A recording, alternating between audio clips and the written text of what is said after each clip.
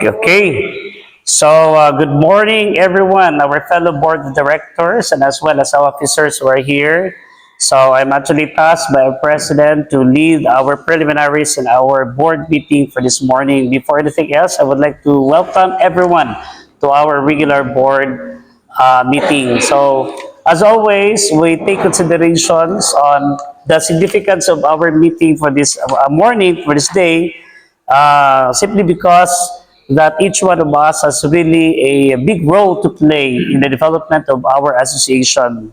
So, just like what we have gotten, we got insights. Last meeting we have that our association is facing or encountering challenges, and even in national law, our mother, the PPSTA itself was also facing such. That is why our purpose, our convergence this morning is really for thinking on how we'll be able to unravel issues and concerns to make this association a better association so that it can give best services to our clientele, so our constituents.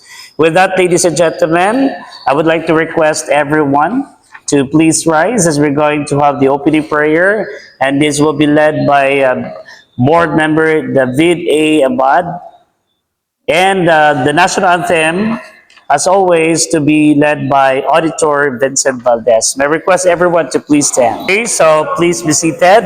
Once again, we would like to welcome everyone to this very significant gathering of our board of directors. This is germane to our functions, our board of directors, for the development of our association.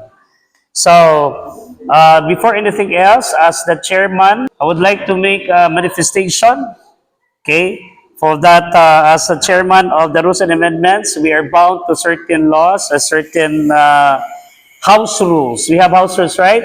So house rules are parliamentary procedures that these are stipulated in our constitution and bylaws. Thus, we have to affirm that in our decision making, we have to make sure that it is within the bounds of our constitution. And let us bear in mind that we should observe proper decorum when only one motion has to be presented to the, it depends now, if it is a main motion or subsidiary or point of order, pwede siya.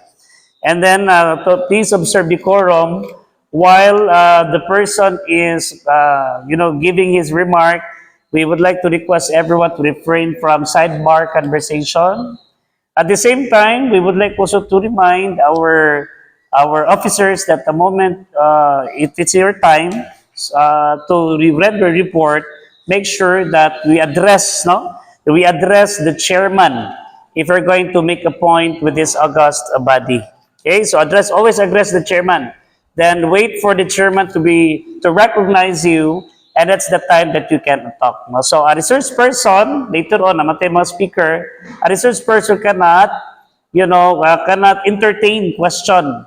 He has to escalate that one to our presiding officer to make this meeting of ours proper. Okay, at this point of time, I would like to turn over right now the time for our plenary to our President, Sir Rogelio Doliente. Mr. Chairman. Yes. And as much as we are already discussing or preparing for the forthcoming annual representative assembly, I think it is wise and proper that we could include right here evaluation of the conduct of the last annual representative assembly. I'm actually moving that one so that we would be able also to point out what are those glitches or setbacks that we met, no? As to all the aspect of the ARA, the food, the program, prior to this one, prior to the determination of the date. Okay, and specifically, for the revival or the giving tasking of the different committees. So I move, Mr. Chairman, that evaluation will be included right here before the determination of our schedule, so that we face by face we can determine what went well or what went wrong. So, for guidance, Mr. Chairman. I would like to, kanala siguro, to make it proper because there was a motion earlier. And then, wala pa to second motion. Wala to na stated good. So that it would appear in our minutes that that is an action presented before the body to evaluation ba, sir? Evaluation. I mean to say it's already approved, no? It's already approved. So the motion is approved. Therefore, Mr. Chairman, if there's no more point to consider in our agenda, I would like to move that this agenda, the list of matters as presented right here, shall be adopted in our meeting for today for our guidance and our, yes, our guidance for today's meeting. Second motion, ma'am. I second the motion.